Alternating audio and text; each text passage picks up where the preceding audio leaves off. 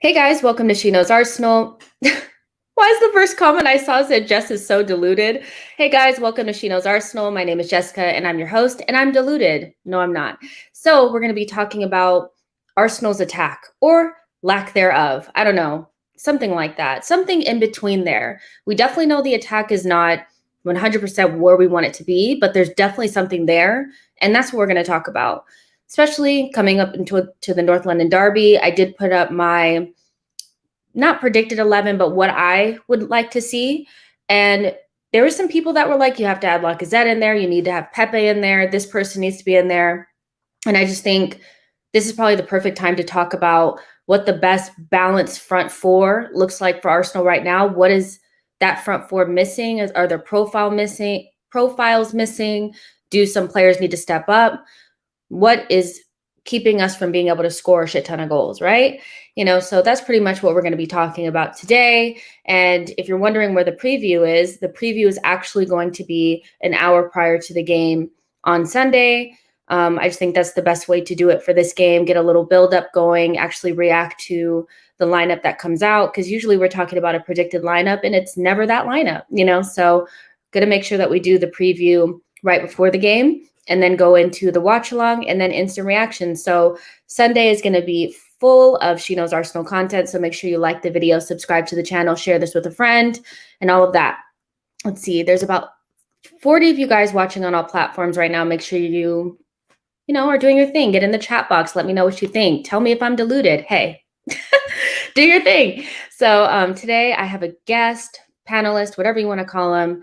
King George is here. In his closet. The throne of the closet, I'm going to rival the Harry Potter from the Philosopher's Stone that we just got a king upgrade here. But don't worry, guys. We're moving slowly. Well, the good thing is that the quality of your knowledge doesn't change between the lawyer's office to the cabinet. You know what I mean? It's all the same here. You're always the same. So, but yeah. So thank you guys for sharing your Friday evening with us. I mean, this is probably all I'm going to do. You guys, I have no life.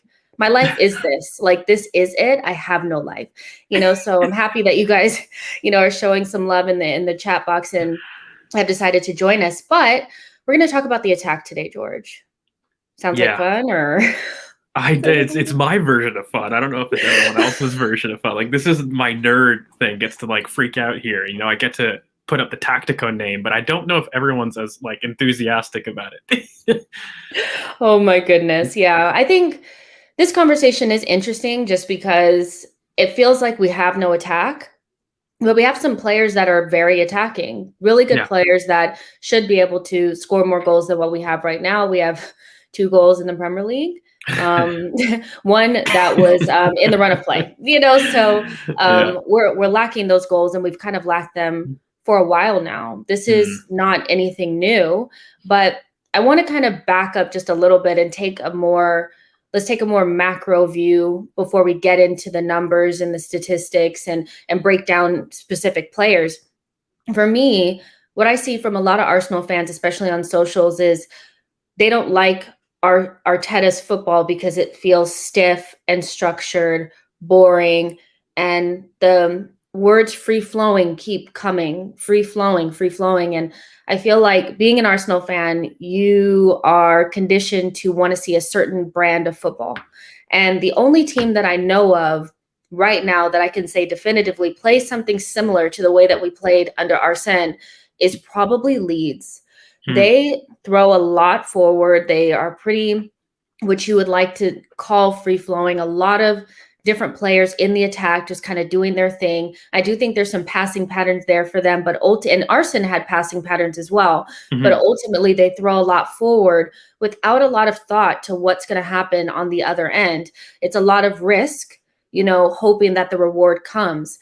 Nowadays, the game is a lot different now. I don't see a lot of teams really doing that. I think positional play is something that is pretty much standard with everybody. But when it comes to Arteta, it seems like there's almost this, he's the only one doing it, or he's pandemic Pep and he doesn't have the players. But from your perspective, do you think we have an unrealistic expectation of what Arsenal football should look like in 2021 based on what we're used to from 10, 15 years ago?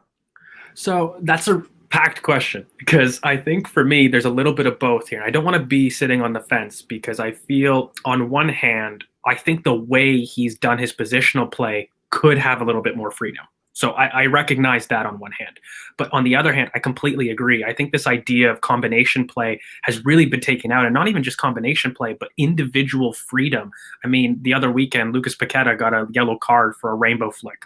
I mean, it's ridiculous, but this is the nature of modern football, and I think the idea of positional play itself. When you talk about how Leeds may be the best example, they're kind of half and half because, like you said, they have these build-up patterns that are very consistent in structure, and even when you look at Brighton. Graham Potter is extremely position placed. He's really Arteta light, and why I really struggle to understand when people say they want Graham Potter but don't like what Mikel is doing, because they're really the same thing. I think, look, positional play, they have a fancy term for it in the coaching tactics, jugo de posición. It's like, it really comes down to being very specific in terms of what you can allow in the modern game, because everything is becoming more and more specific. Really, when it's attacking, defense, whether it's substitutions, I think rules are becoming a lot more close-knit because we need to get those margins to win. And I think everybody at this point is adopting this positional play to kind of cut off passing lanes. And I think that move, if you're asking me why that is the case, I really think it's because teams have gotten so good at this present moment in time that, having combination play without an off-the-ball structure means that you're going to get murdered in transition. Because teams are having a build-up right now, and not just, your Chelseas, not just your Man Cities, who, by the way, both do it to a slightly different extent. Thomas Tuchel does it, but with a different formation, but it's very rigid itself in terms of, when you're talking about positional play. Pep is even, kind of the god in terms of it. But, you got your Brightons doing this. You've got other teams now adopting this positional play structure. So when you're looking at it, I think probably the only big team that doesn't do it are Manchester United. And I think they're the only team that rely on individuals and let them to proceed with attacking patterns. But in terms of the other football worlds, like your Bayerns, like your big teams that are also there, is it just the Premier League that's doing it? I don't think so. I mean, I think all of the most successful teams have adopted this positional play. Barcelona, argued broadly would have started it back in 2008-9. Some of those best, Pep teams were a different way, but very much controlling space. And so this idea that, we're not going to see free-flowing combination football, I think it's true, Jess. Like, you look even in the league, the fact that Brighton are doing a positional play speaks volumes to me about where the league's going to go. And we haven't even talked about Leicester, who absolutely do very similar structures. I think Sheffield, when they came in, very different system, but also positionally rigid. And so I think individual freedom is probably a criticism that we can broadly look at in football as dying a little bit. I agree. But I will caveat this really quickly that I still think our positional play could have more freedom within it. I don't agree with everything that we're doing. It's just, broadly speaking, positional play is the future, and we definitely need to be a lot more comfortable with it in fans. Do you think that maybe Arteta's reluctance to allow the attacking players more freedom comes from not feeling comfortable, but for what he has behind those players? I feel when he first started, we would attack with three.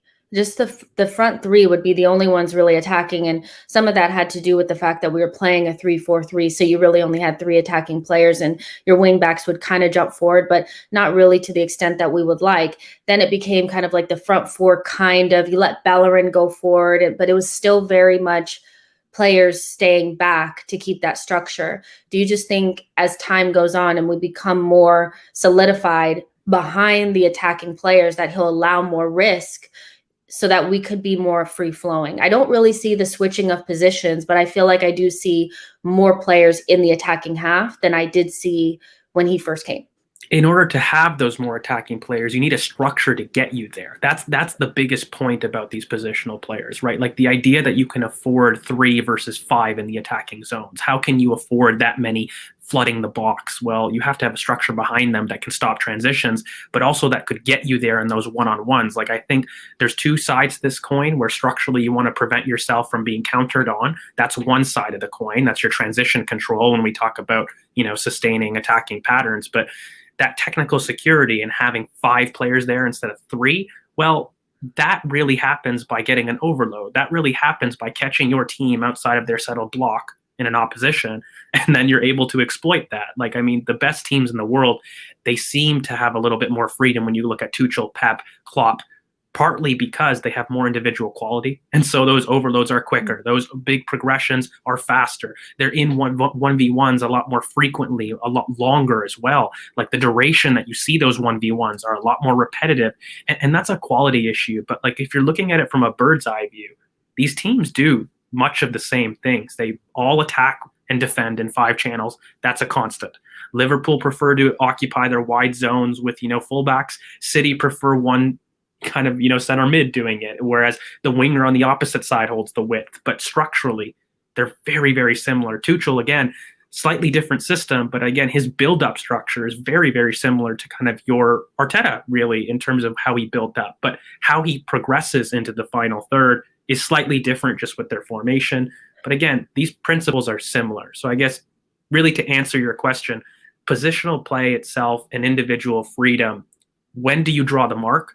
And for me, that Pep quote from a while back, really with, Thierry Henry, kind of says it all that you need to know, where it is my job as the manager to get you to the final third. Once the ball is there, it's up to you to finish the chances, and it's up to you to have that freedom. Now, I don't think we have the individual quality to allow that.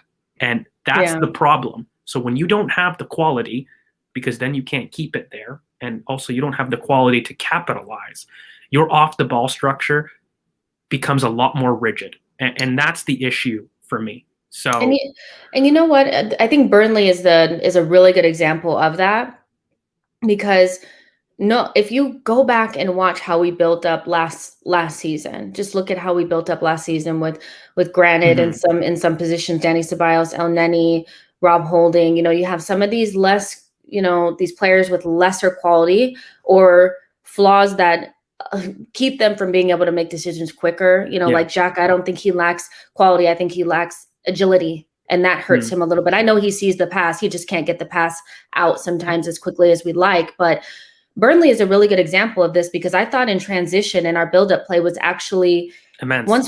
It was good. Once we kind of broke through in those first 10 minutes, we were feeling things out. And that happens when you're trying to figure out where your opposition is on the pitch. Who can you actually pass it to? When you're in practice, things are not going to be the same as they are in the game. So I feel like our passing and buildup was really good in that game. And when you saw the way Sambi, move the ball forward, Thomas moved the ball forward, it's different. And I feel like that's quality. Like it really, really is. And maybe when you look at the top to tippy top of the structure with the Pepes and Bakayo, who didn't have a great game, and Emil Smith-Rowe, who didn't have a great game, Aubameyang, who looks a little bit off form, that's where the quality needs to start picking up in those positions. I think in the midfield and in the back, we've improved our quality, so things are faster there, but it's breaking down at the top end for me. So my one pushback, Jess, is I feel as though the structures were there, but guess who's come in since you said that? Thomas Partey. And this is individual quality because it opens the central zone for us to attack. So a big thing with Burnley, right?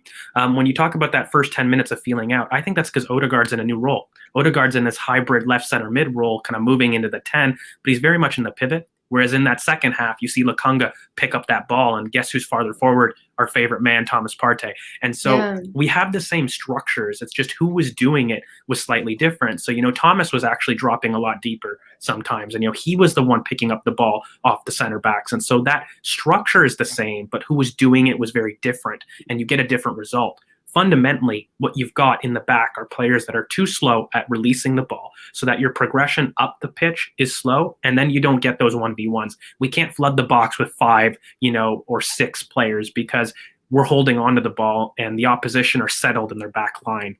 And so then you do have 2 or 3 players. And so by the time we get it there, which is slower, it's not ideal, people are in their positions to defend.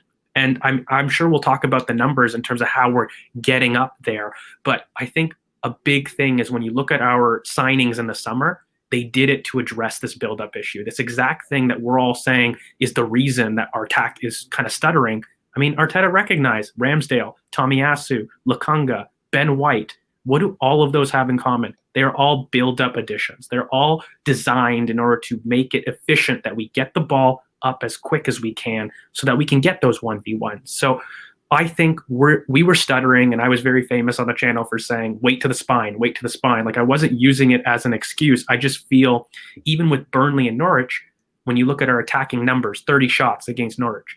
When you look at Burnley, 60 minutes of average domination. When you look at the XG, it's not close. Despite the 1-0 score lines, you see improvements. And I really attribute that to Gabriel, to Ramsdale, to Partey. Things in our spine being secure. I don't think Ben White's been great, but in theory, he adds to it.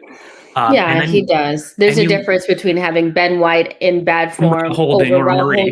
Yeah. There's definitely a difference. There's definitely something there. Yeah. And of course, Tomiyasu too. Like, I don't know if you know, like, just stat-wise, by the way, in terms of people in the Premier League for competing of 10 aerial duels or more, Tomiyasu has the highest success rate. And so it's not just like build up he's helping us. He's helping us on defensive set pieces, something that we struggled with at the beginning. So, look, I think it's a complex issue, but if I could really wrap it up to a bow for you, fundamentally what it needs are ball-carrying progressors, which we talked about in the past, that speed this ball up to get as quick as you can up the pitch, because this modern game is transitions. Everyone is so good at blocking space. The only way that you can stop that is getting a dribbler to draw them out in a marker or fire the ball quickly so that you get a 1v1. That's why you need Bukayo Saka on the pitch, guys. We'll get to that, but that's why you need Bukayo on the pitch. And I'd argue on the right. I don't want to start that debate quite yet, but I think the role Bukayo plays though on the left, it is important because in our system, I think the left wing is far more a facilitator in terms of what role we do. And it was very clear in these last two games, we actually used the right wing much more as an outlet. We ran our team through the right wing, which could have its pros and cons depending who's there, but just factually, that system is a facilitator. So why restrict our best player to a facilitator role when we've got plenty of others that can do that? But that's maybe a conversation elsewhere. But broadly, I do want to just end though. I think positionally, having another player to attack the wide channel. So instead of 5, I do prefer 6. Like, we've been on the channel here, we have our subjective opinions on it. I do think Mikel can open up that side, but only when he's got the security behind him. If you add another attack, you get the basketball games that everyone complained at with Emery. So like, you can do it. Just are you guys okay with 30 shots against? Essentially is the drawback. And we've seen pros and cons to both. Like, Mikel will stifle his attack for sure, but we're not conceding 30 shots. And until we get the quality to allow for us to commit players up the pitch, it's just a realistic expectation about what you're willing to concede, goals or goals against. And that's manager dependent, right? And that's maybe person dependent. I mean, I'm pragmatic, so I don't I'm more like, I don't feel like the risk that we'd be taking at that point would give us the reward that we would want, with knowing what's going to happen on the other end. So for me, I like what we're doing right now. I prefer us to be more clinical, but let's talk numbers, Scott O underscore crab. I'll never get that like on the first one, but this is a really good article from him talking about Arsenal's attacking efficiency. George pointed it out to me. Let me just put this up here right quick. So we'll talk about the numbers a little bit and the ones that kind of stood out to me. I'm sure they're pretty much the same ones for you.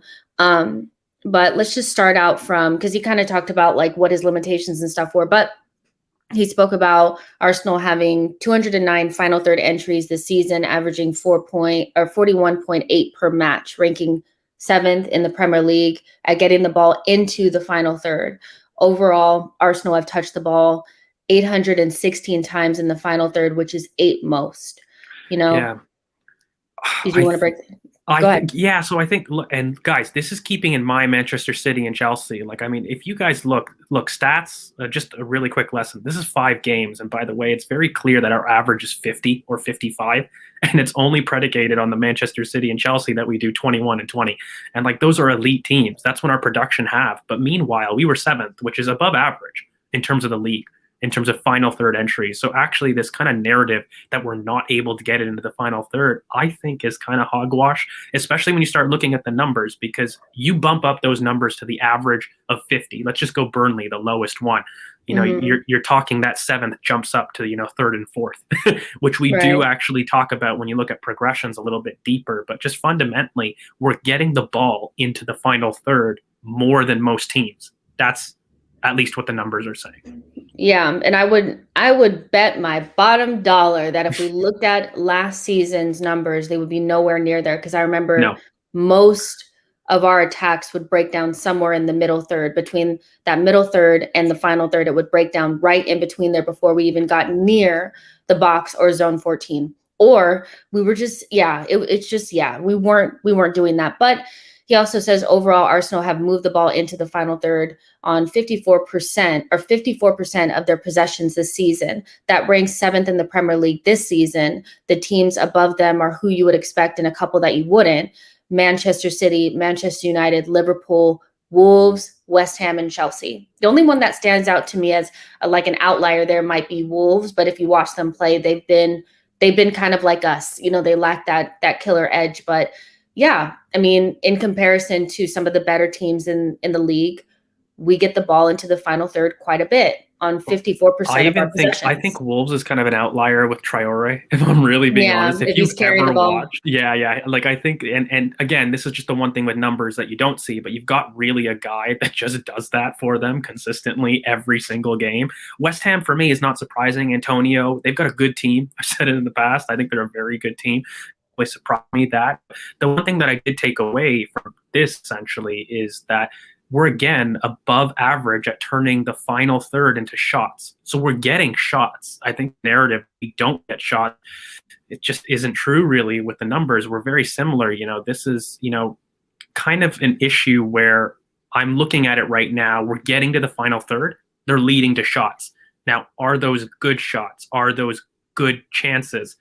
We'll probably have to read down like that. The answer is definitely no. But factually, because that's like the next point. He does talk about that, but I just wanted to point this out really quick before we skip over it. It's just overall, Arsenal have moved the ball into the box on 23% of their possessions this season. That ranks 3rd in the Premier League. So that's behind Manchester City and Liverpool. Like those are elite numbers right there. And by the way, those are numbers considering our Manchester City and Chelsea performance. like this is important for me, because I feel as though of the games that we're looking at, by the way, and just for everyone to know, this is not against an entire season. This is just comparing everybody's stats to date for the games played. So 5 games played. 3 of those games played, Jess, we didn't have our spine. So you're racking up these numbers and this comparison of really getting into the box at 3rd compared to Manchester City and Liverpool with your team that's not complete. Like, I think that's huge personally. Like I just disagree that we don't get the ball into the right areas. I think we do. The thing is, we don't take those chances. And I think that's what the next stat essentially is going to say. Basically, just the next step along the progression is taking deep possession and turning that into shots. As you said, Arsenal takes 0.24 shots per final third entry and 0.56 shots per entry into the box. That ranks 11th and 17th respectively in the league. And so, he was basically saying that that's pretty normal, but the major concern is that Arsenal have created just 0.05 XG per entry into the box, and that's the 2nd lowest of any team in the Premier League. This is well below the league average of 0.09 and miles behind Liverpool, who create 0.12 of expected goals per entry into the box. So, then he also talks about shots on target with just 29.8% of shots on target so far this season. Yeah. So when you look at that picture, you can kind of see that our attacks are not really that slow. It's not that we're not getting into the box. It's not that we're not getting into the final third. It's not that we're not taking shots. They're not on target. And we need to turn some of those opportunities in the box into chances, like actual chances. It's a combination of those things. What do you see? Like when you see those stats and you have them, if you could create a picture, what is that for you? So I hope the stats and the numbers maybe explain my confidence despite our poor start. I think I was very consistent in saying I don't believe it's a system issue. I don't believe it's build up problems. I think it's a quality because our progression is really poor with what we're seeing. Once you get that spine, I would see an improvement in the numbers. And when I look at it, fundamentally, we're getting into the right positions. That's true. We're able to get into the final third with great proficiency. That is true. But we're just struggling in the final action. And if I had to boil it down, I think that Pep quote says it all. My system's job is to get you up to the final third. What you do in the final third is your job. Now, I think that's an individual quality issue. And I mean, there's no doubt that our conversion is horrible. There's no doubt that our actual chances of shots is poor. But for me, that comes from individual action because there's no way that you're third behind Manchester City and Liverpool for box entries and your system's poor. That doesn't make sense to me. So the system is okay. But again, for me, I just think individuals are not choosing the right decision consistently. I do think, again, this is kind of predicated on getting our best players on the pitch. I really do, because I feel as though Thomas Partey was only available for 2 out of these games. So we're above average in those metrics about getting the shots in the right area. Just the shots are poor. So for me, if we just wait a little bit, we're going to increase those numbers. But it is an individual quality issue. It really is for me. It's 100%. Because I see in the chat, it's, well, some of these bad shots are probably from players not giving good crosses. It's all of that. It's not having the individual quality when taking the shots. And sometimes the cross is not being great. That all comes down to the same thing of we don't do the right things in the final third. And for me, if you go back and watch Burnley and you watch the amount of times that we cut right through their midfield and got into the final third with actual ease, and we either had a short pass, which again, that could have we'll know when we play against Spurs at the Emirates, if it's the grass or not. But I have a sneaky feeling that with the height of the grass and just our players were not sharp on the day, they weren't making the right decisions. All of that comes into play. So when people are like Arteta, his system is stiff. Then we're not getting into the final third. All of that is actual BS. We need to figure out what's going on when we get into the box, and that's what we're going to talk about right now. So there's about 115 of you guys watching on all platforms. Make sure you like the video and subscribe to the channel. So we're going to talk about where are the goals? Where are they? Why aren't they coming? And individual players. And I kind of looked at let me see. It's the difference between Arsenal and Liverpool. And I know we're in completely different stratospheres, but I just want to, just for context, that for the shot creating actions, sometimes I like to look at this and see like who's busy, who's not, what kind of numbers are we putting up, like, that kind of thing, and see what that looks like in comparison to other teams. So you look at, Kieran Tierney, he's up there. He's the top left back in the country for creating shots. 16. He has 16 so far this season. Pepe has 19. Emile Smith-Rowe has 10. Bukayo Saka has 17. Albert Sambi-Lokonga has 7. And then you have like Aubameyang and Martin Odegaard here around 10. So those are pretty much our top performers in terms of shot creating actions.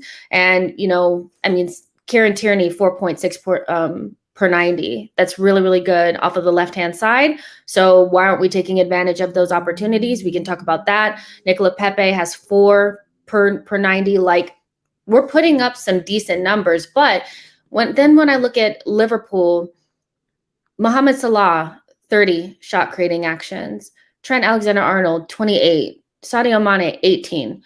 Diego Jota, 19. So we have a little ways to go, but that's not to say that we're not creating opportunities, and our players are doing things. It's not like they're just out there standing around.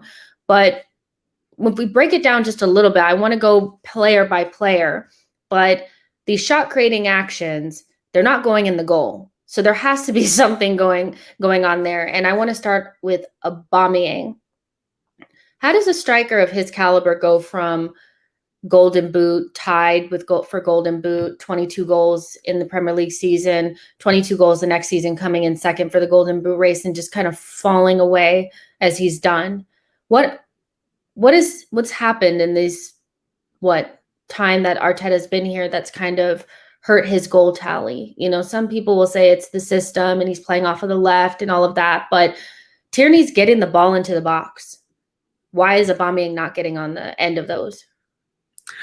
Couple things here. I think last season was very much an anomaly. I've been pretty vocal on that in this, channel. I think actually Aubameyang's been very sharp this season, and he's doing a lot more Laka things that people praise Laka for in terms of linking play at Burnley. I could cite to you multiple times he dropped deep to come in and link play. So his role is changing a little bit. I think fundamentally for me, what it is with Oba, I don't understand how you can doubt the efficiency and output. I think what you're looking at is really a struggling defense. We had Leno last year. It was very, very poor in terms of our buildup. Our defense wasn't excellent. And, we really didn't feel Thomas Partey anywhere consistently enough that it had basically a large impact on the team. And when you've got a squad so devoid of quality, getting the ball up the pitch quick is huge to Aubameyang in terms of his profile, right? Just like he's an off-the-ball striker. So just fundamentally, I find very difficult that you're going to give that type of striker 1 or 2 chances a game when the very best are getting 4 to 5. And then you're going to critique the output because that's the differences in shots. And then when you go by season, when he did get those 4 to 5 shots, Aubameyang is an elite goal scorer. He has not been outscored by Harry Kane since the time he's been here. He's been one of the most elite goal scorers in all of Europe for seasons. Like, to me, this idea that he got space jammed and no longer has ability is ludicrous to me. I just look at our system in terms of just factually what it is. I think Arteta addressed a big portion of it in the summer. We basically got a new defense, right? Like, Tierney is and Gabriel like the only one standing. And, we also tried to improve in midfield and depth. And so we were looking kind of back where we didn't have any midfield thrust.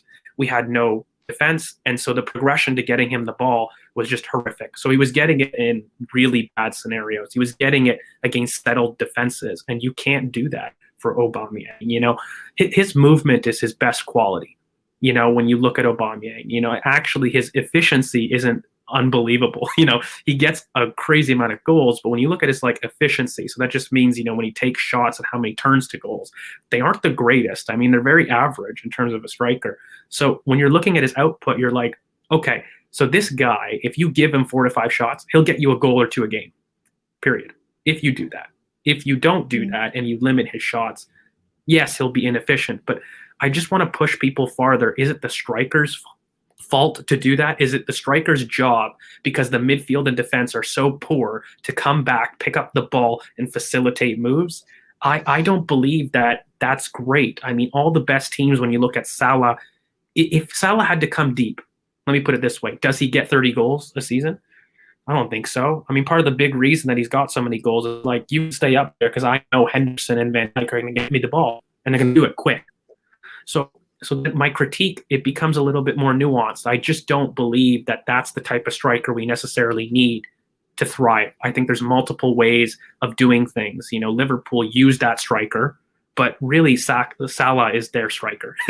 Like they use Firmino a little bit differently. So when you're talking to me about whether Oba, can he thrive in a system? I mean, I'd argue you put Oba in Liverpool's system, that guy is getting golden boots regularly. So it becomes a system thing for me because I think it's fine. He did it at Dortmund. He got multiple golden boots over Lewandowski, who's an elite goal scorer. It's just, I feel as though last season was an anomaly for many reasons. And most of that had to do with just poor squad quality. I mean, I predicted us 8th last season. I thought it was really poor what we did in not getting Aouar, not getting those players. It hurt us. And then when you factor in Thomas Partey made 20-30% of the Premier League in fitness, it's just not enough from a squad devoid of quality. So when you're citing off those 30 shot creating actions versus 19, which is the best of both teams, like that's just a quality difference, isn't it? And I don't know. I'm hesitant to blame a striker coming deep from a lack of service. If he was getting 4 to 5 shots, Jess, I'm with you. I'm with the comments that it's his fault, but he's getting 1 or 2. So then it comes to me, okay, so like if I were to increase those shots, do I bet that he scores? In my opinion, absolutely. I don't know what you think. Yeah, I mean, it's an interesting one because I tend to, this is probably the one subject that I'll kind of sit on the fence about because part of me feels like it's just a little bit of a cycle, maybe towards the end of a cycle. I feel like we need a different energy up front, and I don't think that that has anything to do with the bombing per se. I just think at a certain point you need something a little bit different. And the system that we play, he's being asked to, and all strikers in Arteta's system are asked to come deep, facilitate and build up play, and then get into the box and try to get on the end of Kieran Tierney's crosses. And that's very difficult for Aubameyang to do. And so I applaud him for the work that he's doing because I do think that he's working hard off of the ball. But ultimately, you just want Aubameyang running off the back of the strike of the defender, and he's not doing enough of that. Yeah, he's not doing enough of that. I don't even think he's in the box enough for me running into a position to tap it in. I think he's standing either still or not in the box at all. And so that worries me just a little bit. The crosses that come in from Tierney a lot of times are on the ground behind Aubameyang or in the air to Aubameyang, but you know that he's not the type to attack the ball in a crowded, and this is not a shade on Aubameyang. This is either the type of striker you are or you're not. He's just not that kind of striker. He wants to do the tap-ins and meet the ball and come to the back post, and he's like an elite poacher to me. Do you not think his game, though, at Dortmund proved that he can do it, though? Like, this is my issue, because at Dortmund he wasn't, and they were a crossing team, and he was racking up golden boot numbers playing this way. So for me, it's not like we don't have evidence of him scoring in the way that we're asking. We actually have great evidence in terms of him scoring in the past. Sure, there's slightly different teams, but again, those teams had better quality. Like, that's like they had more than just, Hakimi doing it. They had Royce, who was amazing at getting into the box. Dembele, who was amazing for him as a partner, coming in deep, doing all of those cutbacks that we keep saying. It's just, I struggle when I get that evidence. And then I think he's fine with the cutbacks. I think my thing is the way that Kieran Tierney crosses the ball, which is a main focus of the way that we create chances. I don't think Aubameyang is a dominant Calvert-Lewin. And I think for Kieran Tierney, that's the type of striker that you need. If you want Aubameyang to be successful, he needs to be running into the box to get the tap-ins and the cutbacks. And I don't think we do enough of that. I don't think we do enough of that. And I also feel like because he's being added into build-up, he's not getting into the box to do those things anyway. Like, do you see what I'm saying? Like, it's not that I think Aubameyang can't head the ball in the back of the net or, that kind of thing. I just feel like Kieran Tierney crosses the ball into crowded areas in the box. And that's just not Aubameyang's game, in my opinion, even though I have seen him head the ball every once in a while. For me, he's an elite poacher. He knows where to be at the right moments. And we're not really, either the quality is not good enough on the crosses or we're just not doing it at a frequency. It's off right now. It's repetitive. What it is, okay, is because I don't believe that we have the quality both sides to support us attacking. Like, for me, I don't hide the fact that I would prefer an overlapping right back. I would prefer, because for me, Odegaard, the issue that I've got with this setup, and this is where I do critique Arteta, because you've got 5 channels that we attack with, right? Whether that's Pepe on the right wing, let's remove that for 1 second, okay? But in order to make that right wing thrive, who starts off wide in our build-up, we absolutely need a center mid or the right back overlapping in order to give him an option, okay? Now, we don't do that consistently because Odegaard is not able to overlap into out. He does not do that. So he comes deep and, okay, cool. But that leaves your right wing isolated. Whoever it is, Saka, Pepe, I don't care, Martinelli, it's isolated. And we don't have the right back overlapping from deep enough that gives them that option. So immediately your right-hand side is stagnant, or it's not up to the standard that it could be. Most of these big teams, whether it's City, Liverpool, attack with both sides. We attack with one because all our best players are on the left. And so when you're telling me, like, if Oba had the option of 2 sides being unpredictable, this option, by the way, of Partey attacking centrally, which he didn't have consistently last season, do we become a little bit unpredictable in how we attack? Absolutely. But I don't think we have the quality that we've been doing that enough. And so Oba suffers. And so Oba then has 1 or 2 shots instead of the 4 to 5 that he would get.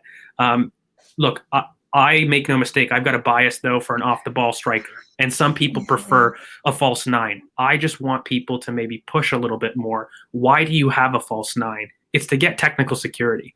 It's to keep the ball when it's up there, right?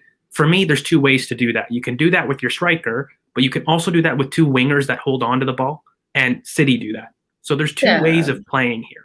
It doesn't make one right or wrong, but I would just prefer that we commit to really one way and go from there. I think Oba can absolutely thrive in a system that attacks with 5 people or 6 people. I don't think that's the issue. But look, if he's not your type of striker, then cool, move him on. Just commit to something, because I feel as though I want an overlapping right back personally. I don't believe that an asymmetric side or just attacking on the left or just on the right is feasible for us going forward. I think you need variation, and I don't see us having it. So I don't know, could Saka overlap? In theory, he could, but it doesn't use him to the best of his ability. Then you put Saka on wide enough, and is that enough for, Pepe to come inside? I don't know. I mean, I can see Emile Smith-Rowe doing it, Jess. But then that's like, why did we buy Odegaard? So there's there's a couple things that I don't understand the logic to. And I'm with people about being frustrated because I think he doesn't help himself. But I think the takeaway that I look at is, regardless of it being a system that can be improved upon, it's not that it's perfect. We are still getting the ball in the right areas. So the system can't be horrific. The system can't be not good enough, because we're competing with the numbers with very good teams. So I think there's improvement, but let's wait for maybe some additions. I think this window is our post-2016 Liverpool window. I've always compared this to the window where they got Robertson, Gini, everybody, like the big 5 window about stemming the bleeding. And then next season, who'd they get? Van Dijk, Alisson. I feel we are the next season away. Of course, you need Europe and you need things to kind of fall for you, but I felt very much that this window was used to stem bleeding, not really as a level raiser. And I think that was our critique as fans, because we wanted that. But that's just my kind of sense of it. Yeah, so let's talk. So the Aubameyang one is just interesting because we're linked with strikers and stuff, and we'll talk about missing profiles and stuff. But ultimately, we know Aubameyang's not getting enough chances. He's just not. Yeah. Fundamentally, he's not getting enough chances. And statistically, if you get more chances, you'll probably score more goals. So let's talk about the chances created and who needs to be creating those for Aubameyang. Let's start with Smith-Rowe and Bukayo Saka. I remember saying several times over the summer that I felt as though we would struggle to score goals, not because the players are not great, but because I didn't think that they had, those 2 players in particular were players that we need to play, because they have what we need in that system, especially with their ball progression. We talked about that just a couple minutes ago. That Bukayo, you have to have Bukayo on the pitch. And I would prefer him and ESR to be on the pitch together, because what they add is what you need in the Premier League, which is dribblers. You need players that can get the ball in between the lines and progress it forward, because you said they like to block passing lanes and things like that. But at the other end of the spectrum, there needs to be they need to be able to contribute in the final third with assists and goals. And I always felt like they just weren't quite there. And we've seen in certain moments in the Burnley game and the Norwich game that maybe they've lacked that. And so for you, do you see that developing in their game a little bit further down the line? And do you see that development that potentially still needs to happen being something that is a hindrance to us in the short term in terms of our goals for this particular season? We are relying upon them heavily to progress the ball and be an integral part of the system, and they make it tick, but they still don't have their shooting boots on yet. So what do you think about their progression, and will it affect us, in the short term? I think young players' inconsistency broadly will make you not consistent, like Yeah. just factually. I mean, I can't hide behind that fact, no matter how much I love these boys. I do think they each have a different story. So Emil Smith Rowe, I think very factually, what you can see this season is he's shooting a lot more.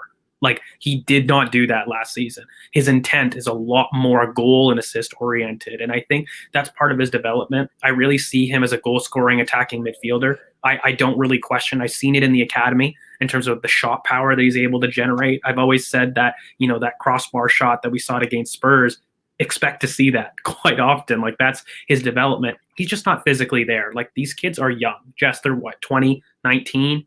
Like, I mean, you can't expect the world, and it's weird to me to want to expect the output, but unfortunately, that's where we're at. And so, when you're looking at it, I think Emil is absolutely going to have a lot more goals this season. I really see that, and purely because he's shooting more.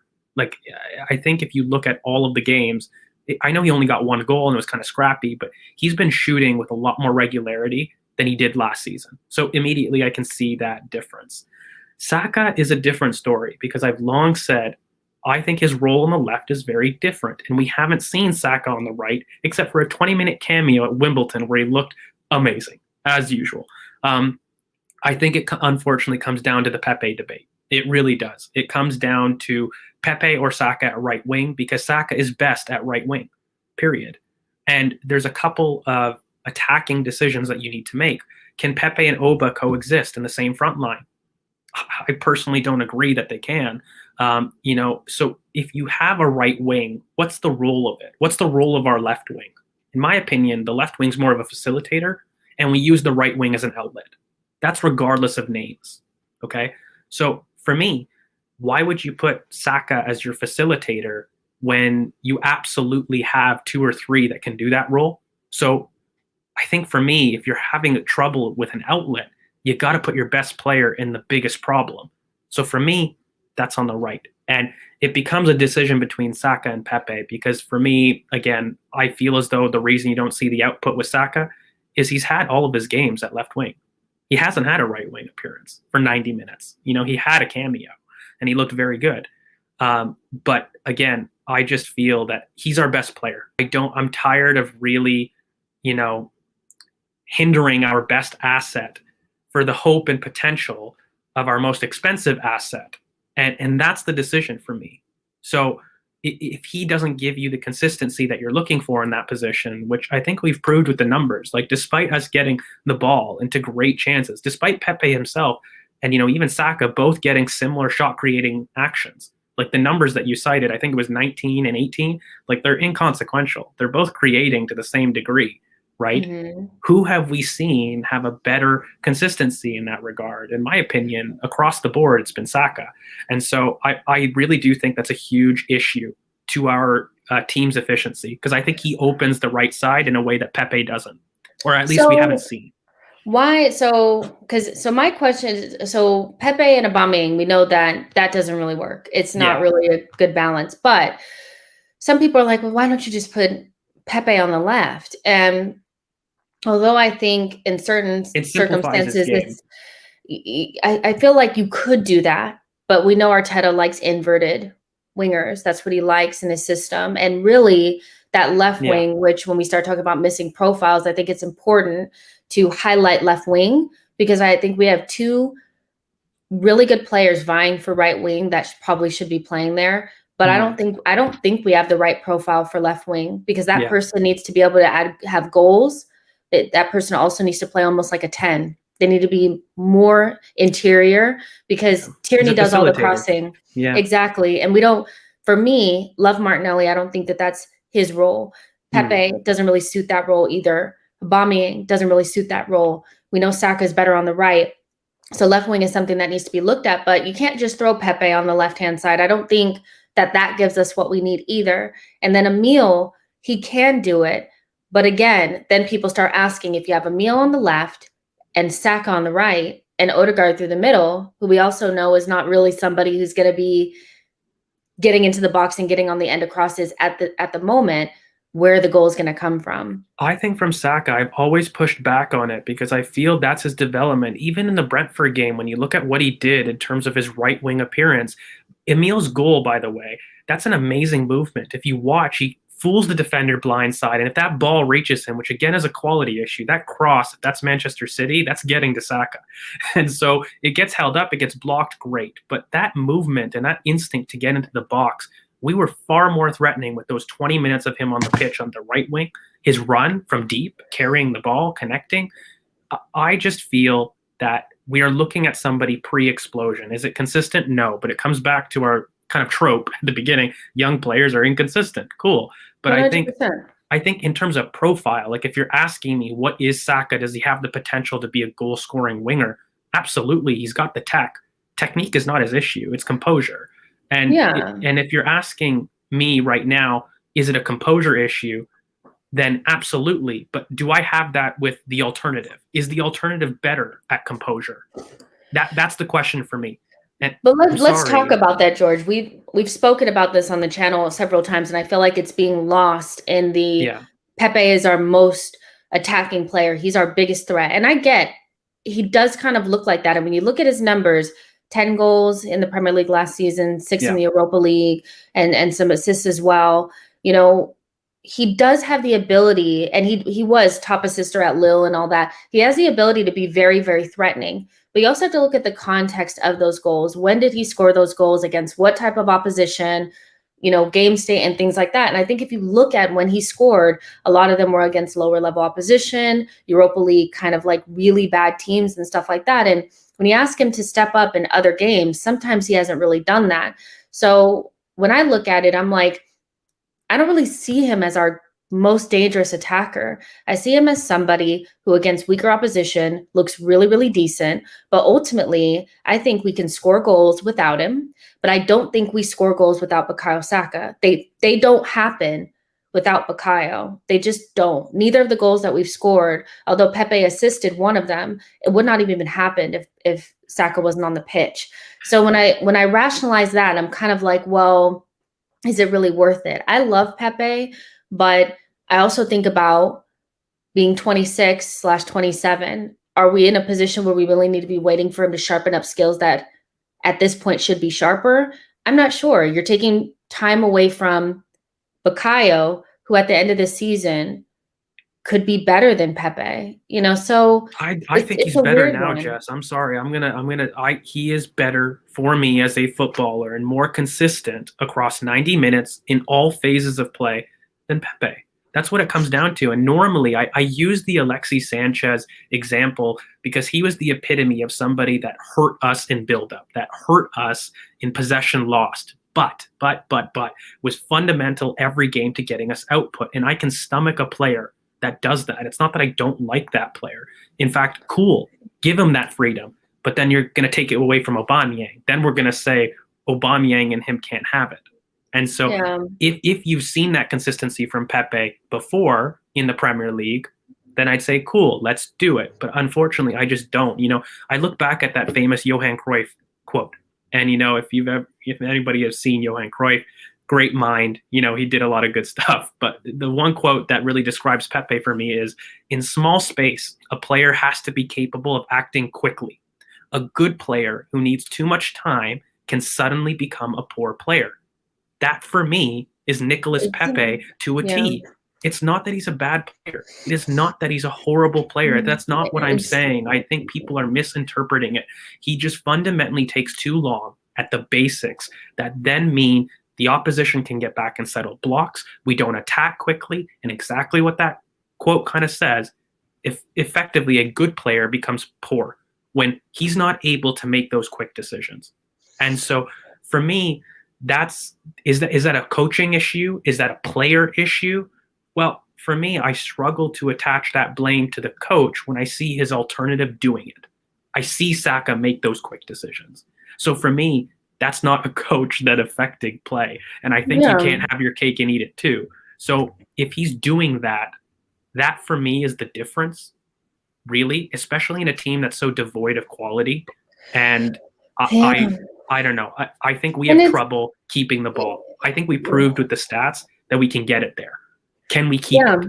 And make the right decisions and put the right touch on the ball. Like, I feel like sometimes, like, we watch Pepe against Brandon Williams. He beat Brandon Williams every single time and allowed him to come back into play before he tried to cross the ball. Kieran Tierney hit a nice crossfield ball to him. He didn't handle it correctly. Like, there are many moments where I watch Pepe play and I'm like, the basics are really where he struggles. And again, people are saying, well, Saka hasn't scored in 7 months. I get that. But if you go back and rewatch our games, you have to ask yourself, how many of those goals actually happen if Bukayo is not on the pitch? Even against AFC Wimbledon, we struggled to score until he came onto the pitch. The free kick that Odegaard put in the back of the net, that goal we don't get that free kick without Bukayo on the pitch. The first goal against Norwich, that doesn't happen without Bukayo between the lines. So I just feel like without him, goals don't happen. And I get that Pepe may be a beneficiary of it. And that's why it's very difficult to find a front four that works, because Aubameyang is having his own issues because he's not getting the ball enough.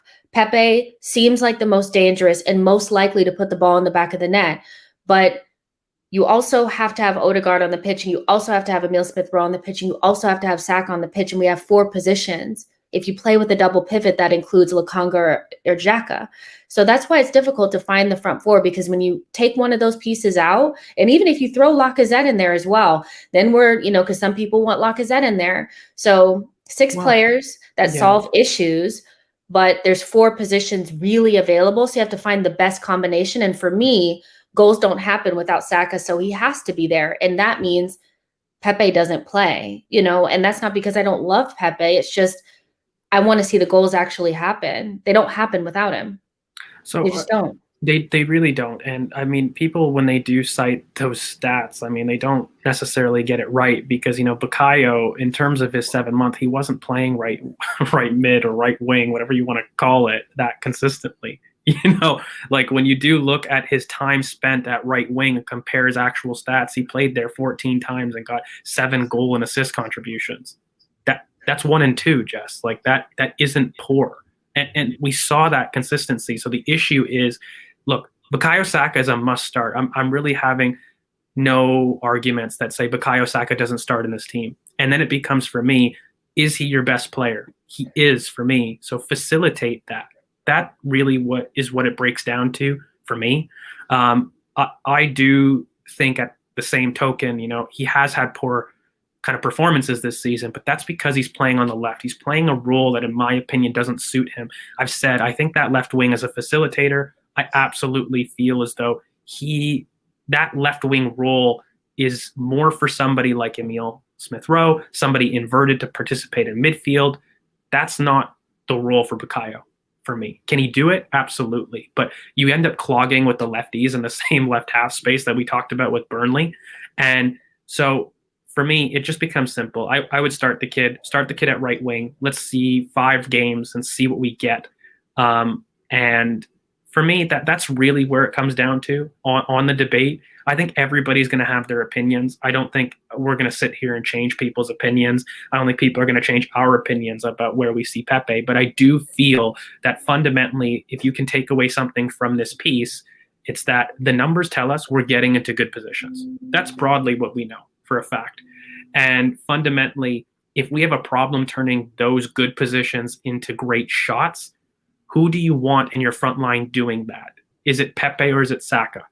They kind of are emblematic of that issue, are they not? I mean, if we're going to sit here, one is inconsistent in his final action, and another one, we say, lack poor composure, but constantly creates chances. That's something that he does, even if he's poor on goal. I can't say the same with Pepe. This is why I feel like I want both of them on the pitch, but I can't figure out how to get them both there and still keep the best out of both of them, because I think both of them need to be on the right, because our system actually doesn't work with Pepe on the left. Like, it just doesn't work because of Kieran. For me. That's the issue. Like, it doesn't 100%. Because of Kieran. Like, you can play somebody like a Pedro Neto. The issue is both of those types of profiles, Pepe included. He's a push and run type of player. if you've got somebody like Tierney occupying that wide channel, you cut the space. Now, I actually think Pepe looks a lot better on the left wing, and that's because he's forced with the angles to make a quicker decision. I think when you give Pepe time, he makes the wrong choice. Don't give him time, rely on instinct, and he's a much better player. And so that's why he looks better off the left, and I think he's more direct off the left than he is on the right. But that's because you kind of limit his space. So for me, the decision becomes, though, can I allow Pepe and Oba to roam? That's the issue. But see, the two times that I remember Pepe playing off of the left, Kieran Tierney didn't play. I know, yeah. Southampton. You know what I mean? There's Southampton and Wolves. There's a reason. And exactly, because Arteta knows that they're going to crash into that same space because you have two players doing the same thing. Pepe is not going to come central and play make. He's not going to do how Emile Smith-Rowe plays off of that left-hand side. So it's a weird one. I do want to kind of move on just a little bit because I feel like we've made our point and all that kind of stuff. But the last player that I kind of want to talk about just and zone in on is Odegaard and what his role in all of this is, because a lot of Arsenal fans look back because a lot of our success comes in the past. So I understand that's a template for what Arsenal fans want to see in the future. So when you're looking for a creative beacon of your team, you want somebody like an Ozil. That's the most recent example of creativity. But I also feel like we misinterpret creativity in football as somebody that is pulling the strings. One person pulling the strings.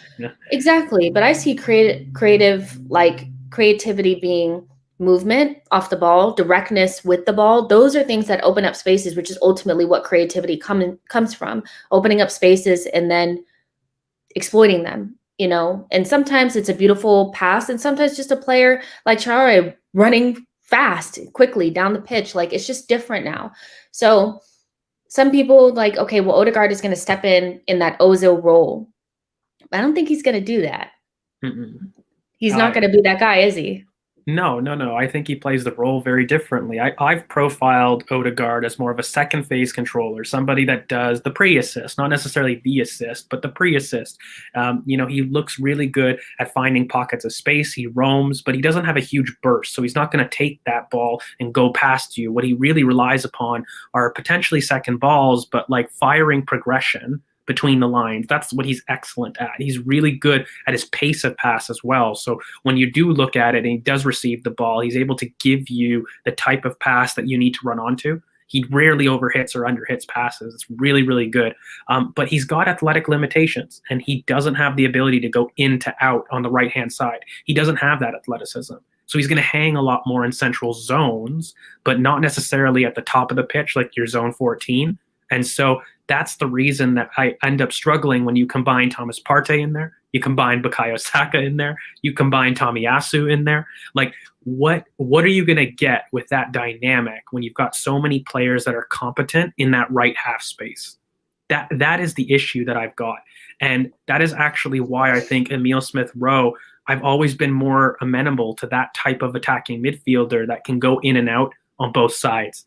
And I make no mistake, I feel as though Odegaard was a very interesting purchase. I didn't agree with it. I mean, we talked about it on the channel. But in terms of getting him a way to thrive, he needs a physical presence kind of in the center to take away the attention from him. And he needs somebody that will just give him the ball to kind of spam progression. So when you look at his most successful teams, Holland, Isaac, they do this. They have your big central strikers that take away that center space, and he just floats and roams around it. While he's not solely on the right, he's very exclusive on his preference in the right. And so when you then get that issue, it becomes okay if Emile's on the left. Like it's okay, but this idea that, Odegaard's going to control the center, I just think we need to get away from. Like, that's not even how we create chances. We create 100%. Chances through the wide spaces. So stop critiquing a player that isn't going to A, work to our system, but B, that's not his game. He's not instructed to do that. So why do you expect it? But yeah, that's my 2 cents on it. But I mean, the early indications of when you watch Odegaard, he's just not anything like Ozil to me. He never has been, in my opinion. And the time that I really enjoyed watching him play was for Real Sociedad when he played off of the right-hand side. Actually, I liked him better there as like a right forward/10. I preferred him there.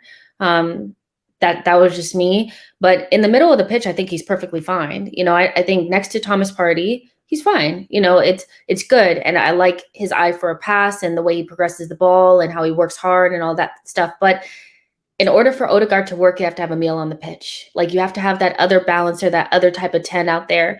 And so what we're seeing is that there needs to be a complement of players together that work together to make the system work. And that goes back to the point that we're never going to have that one beacon of creativity. It has to be a group of players that work together to get the job done.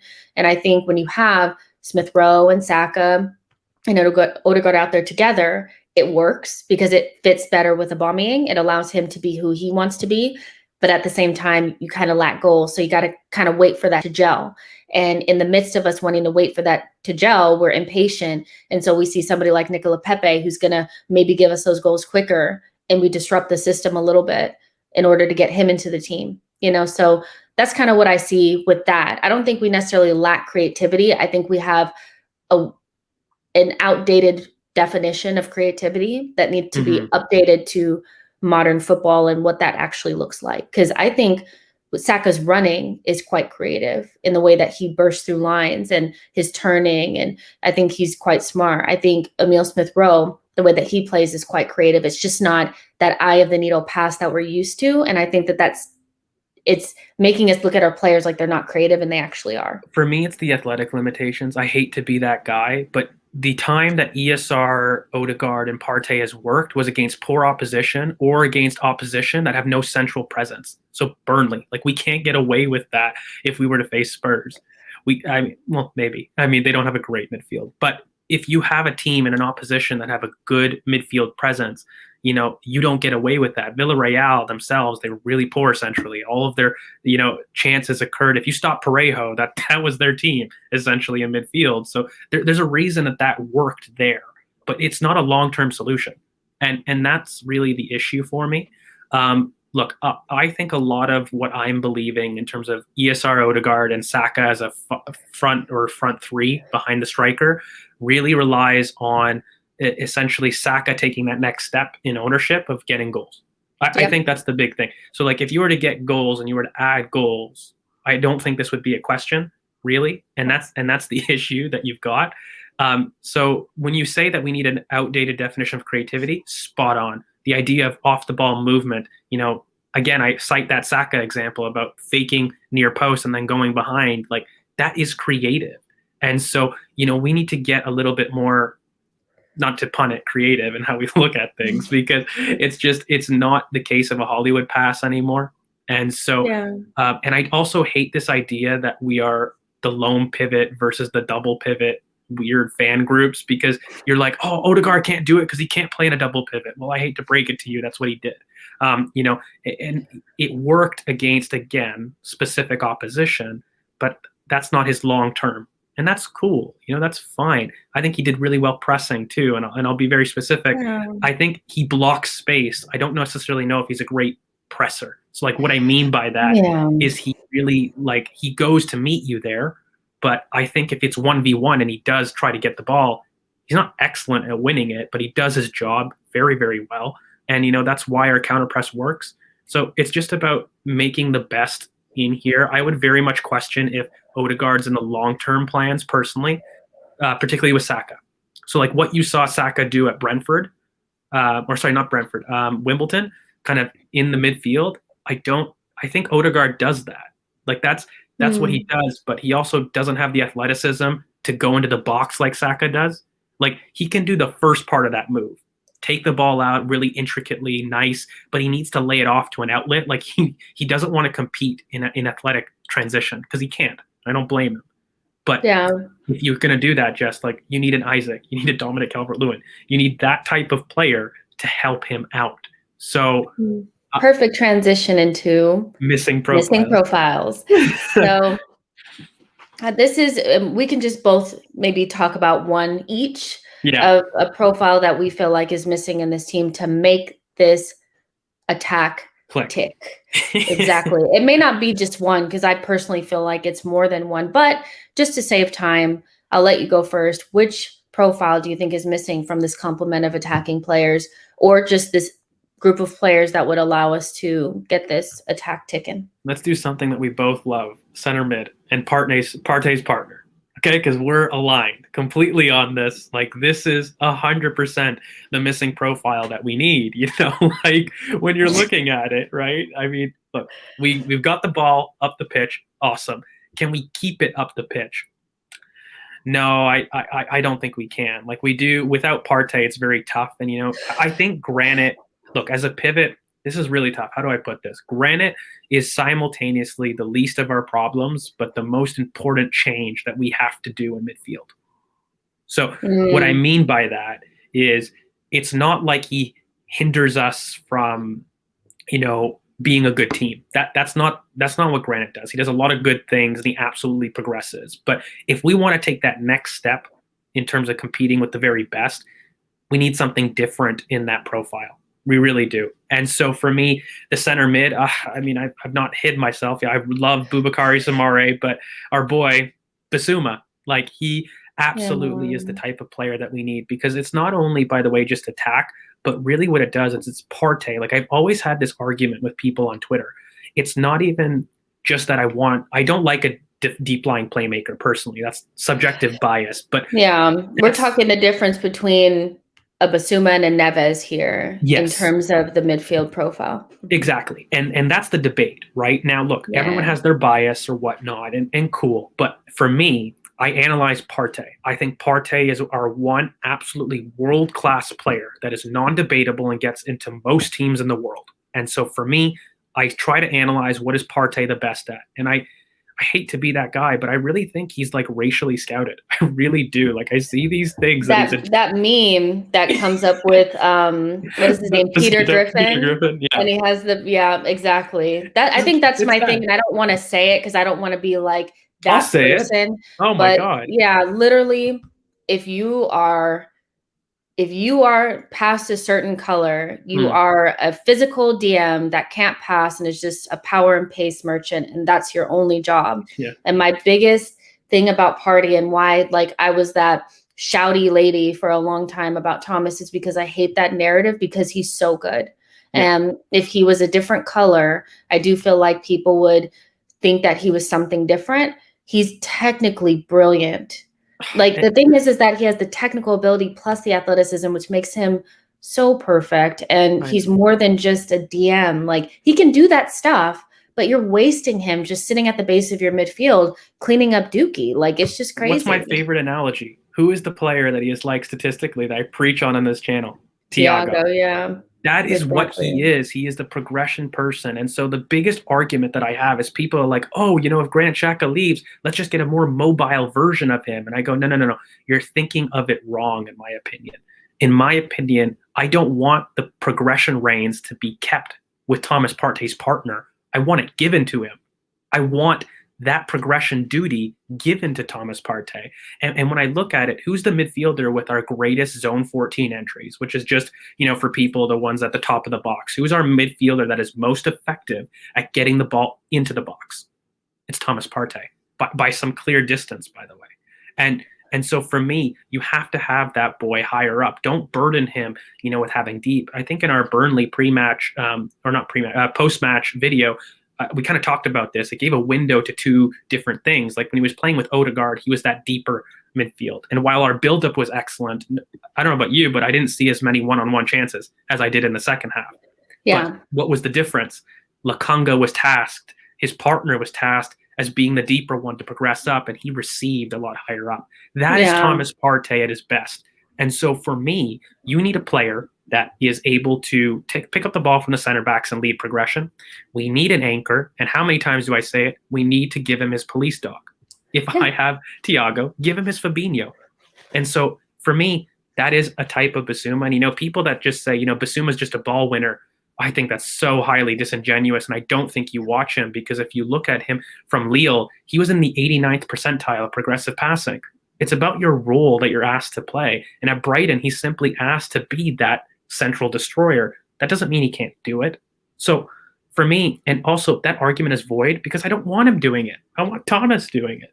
So I think it's such a waste to have him doing that. You don't go Yeah. to Atletico on the last day of the transfer window with a briefcase full of cash and Yeah. bring world-class Thomas Partey to Arsenal Football Club to be a sweeper in your midfield. You just don't do it. And not to say that role is not important, but he's so good on the ball. You guys, his passing range is It's crazy. immense. It really is. So Yeah. I agree with you 110% that would help us immensely. And it may be like, well, in the attacking third, you need a DM.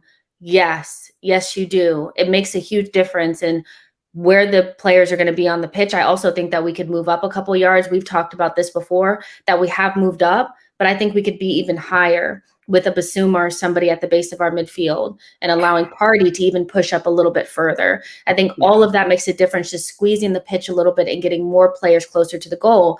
But for me, the missing profile, and this may be a little bit of a left field option or whatever, because the obvious one is a center forward, and that one is what it is. But I think a left wing that has the right profile for me is what I would like. And I personally liked Awar for this because I felt like he had what we needed to play that left wing / left center mid if we wanted to.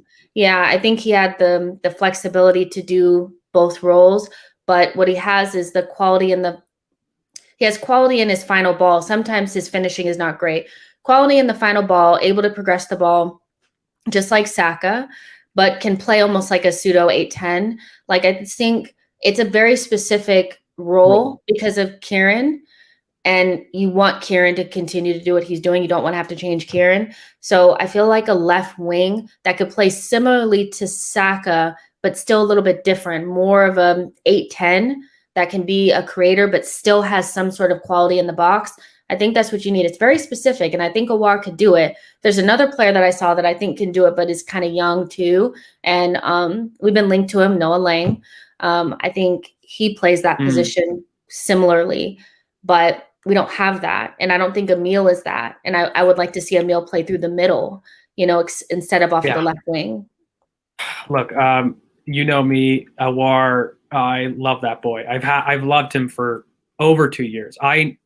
I think with him, what you get, what's beautiful with him is he's so versatile. He can play in the pivot. The idea that you saw Odegaard play that role and you just replace that with, Awar, it's screaming at me. That man controlled the Centurion City with Ndombele as his partner at Lyon. That was the game that, he did it. And for me, he could play in the pivot. He could play up top at left wing. He could even play down the middle at 10. This season, he's played at 10 a lot more than he has at left wing, and he's thrived. He's done really, really well. He has the defensive intensity that I really like. Of course, he has the 5-yard burst. I'll do it for you buzzwords that, like me. He does do that, but he's versatile. The big thing for me, Jess, is it's not even just that he's something that my eye likes. If I don't like that, he can drop deep and you just sub him with Martinelli and boom, you got a 4-3-3. Yeah, exactly. Like, the flexibility that this guy offers you is he doesn't commit to one philosophy. And by the way, that's the same thing with Basuma. I think he is a profile that works both ways. He can work in a pivot, but he can work as an anchor. He can work with 2 people ahead of him like that. That's what he does at Brighton, by the way. But I mean, he has that flexibility that he can do it. So when you suggest these names, that really is kind of the key for me. I think you mentioned Noah Lang. I was really impressed with him. But another player that I really, really love is Kamaldeen Sulemana, who is at Rennes. And this is a player right now, as a left wing, he's got it all. I mean, he's starting to get a little bit more involved in the midfield, which really, really excites me. But Rennes don't miss with left wing monsters. They really don't. You look at it, Dembele, Ismail Assar, and look, this kid Sulemana, he's immense. He's got dribbling, that is immense ability. He's got such good athleticism. His separation from a standstill is absolutely crazy. And he's starting to help in midfield, as I said. So there's names out there. I'm with you. Awar for me is the prototype for that role. When Kieran wants to step back, Awar is comfortable on the touchline. Like, he's comfortable inside.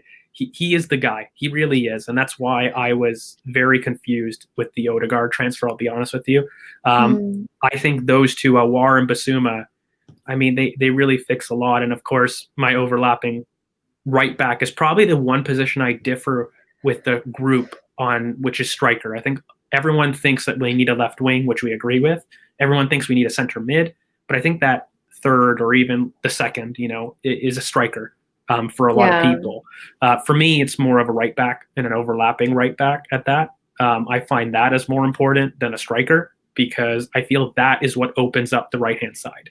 That doesn't force us to have Saka touchline or Pepe or whoever the right wing is touchline. So that's maybe my one difference between it. Yeah, for sure. And people that are saying Martinelli, I get that. But for me, Martinelli at some point will become a number 9. I don't see him as that left winger like that Same. we're talking about in this particular system.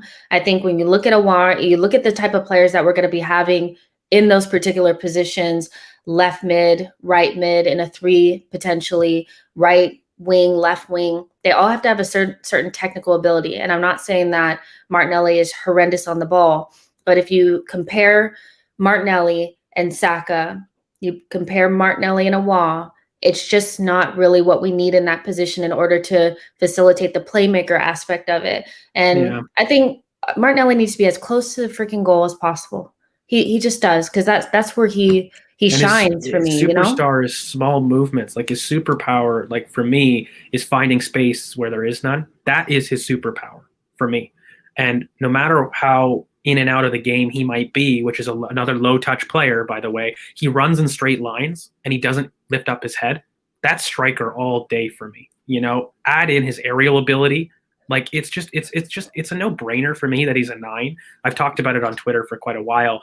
But I just think that, like you said, the left wing, and like we've said, is a facilitator. I don't think that role is used as our outlet. That's the problem, because that's where Kieran is. So when you talk about profiles in there, I think it's very specific that, you need Martinelli in the box. He's a menace there. Why have him in progression? So keep him there. Let's recruit somebody at left wing.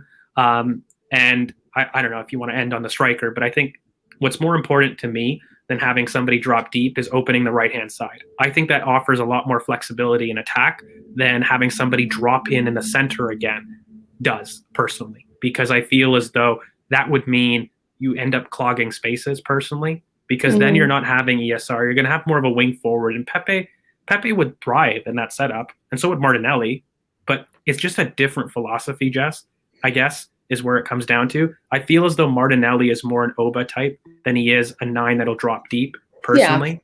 Yeah. So it's like, where do you see these guys in the future?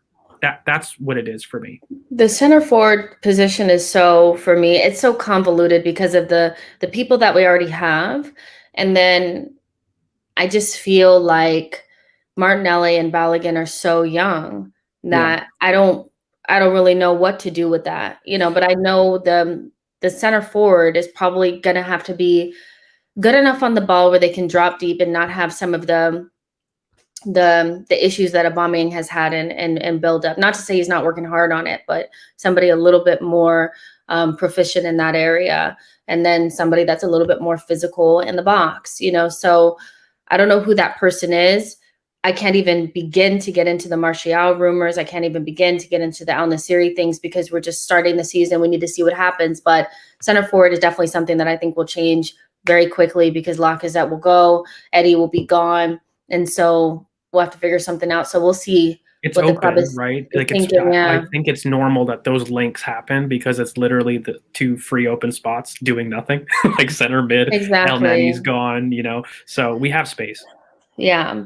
So before we get out of here, I just want to know just who is your front 4 for the North London Derby, all things considering that we've talked about. Yeah, I think it's easy for me. I want Emile Smith-Rowe, Odegaard, Saka behind Aubameyang. I want to see it. I've been preaching it for so long. I've been preaching that that's going to get you goals. So I would love to see that in action, and also to be given a run of games, like not just one game. I mean, I would do that for at least 5 games right now for me. Yeah, I'm pretty much in the same camp. I already put that up on my Twitter, and I got so many different responses. And I hear what people are saying. Like they want Pepe because he feels like the most attacking player at the moment. They want this, they want that. and I get that Lacazette usually turns up in the North London derby, but I got a chance to look at a little bit of that game against Wimbledon, and Lacazette Same. is not ready to go. Like, he's not ready to go. The guy is He was the worst not ready. attacker on the pitch. Yeah, I'm like, so no Lacazette for me. Aubameyang, I think, has worked hard enough to deserve a start in the North London derby. I mean, this is somebody who is not getting a lot of service and is still doing all the grunt work, so I think that he's worked hard enough to keep his spot, even though he's not scoring goals. I mean, the team is not scoring goals. It's not just Aubameyang. The team is not scoring. And the best three behind Aubameyang, who's important, is Saka, ESR, and Odegaard. And like you, I would like to see some sort of consistency there for a little bit and see what happens. And then if things are not going right, then you can bring in a Pepe and see what happens after that. But I understand that, some people want something different. I'll read some of your guys' out before we get out of here. C. Wilder says ESR, Odegaard, Saka, and Laka. Ujao says Pepe, Saka, Emil, and Lacazette. Lord Gunnar says Abba, ESR, Pepe, Saka, and Odegaard continuity is key. I mean, there's also, and before the match, in the preview, we'll talk about this a little bit more, but the decision about bringing Xhaka back in, some of our best spells last season did include Thomas Partey and Xhaka in the pivot, and it's a really important game, but he's been out for a while. And you could keep Odegaard in the midfield and get all five of those players on the pitch at once. But again, our best games kind of came with Xhaka and Partey in that pivot, and he relies upon him a little bit. But we will end it here. There's about 180 of you guys watching on all platforms. Make sure you like the video, subscribe to the channel, share with a friend, consider becoming a member.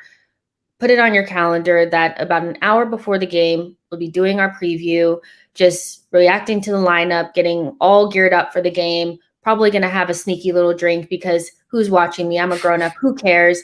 And then we'll go right into the watch along, and hopefully we'll be talking about a North London derby win right after the game. George will be there for that one. Harry will be there for that one. Souls will be there for that one. So make sure you guys are subscribed to the channel. George, thank you so much for spending your Friday evening with me. Yeah, this is very it was nice. awesome. I freaking love this. I feel like we haven't done it in a while. So it was nice to get back to basics.